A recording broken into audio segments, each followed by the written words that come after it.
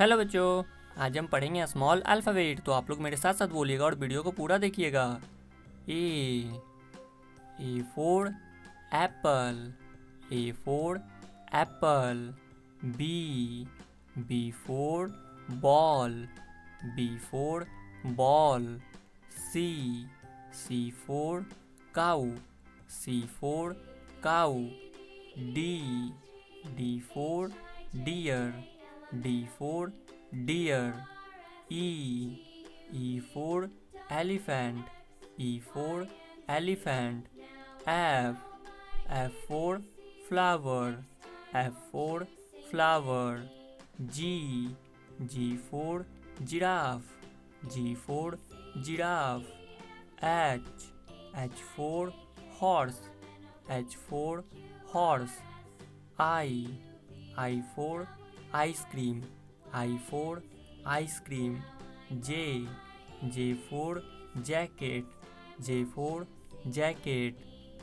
K for kangaroo, K for kangaroo. L for lion, L for lion. M for monkey, M for monkey. N for nest, N for nest.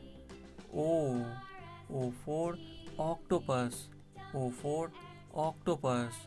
P for penguin, P for penguin.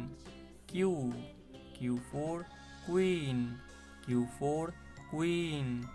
R for rose, R for rose. S for sun, S for sun. T for tractor, T for tractor. तो आइए बच्चों एक बार revision करते हैं। आप लोग मेरे साथ साथ बोलिएगा।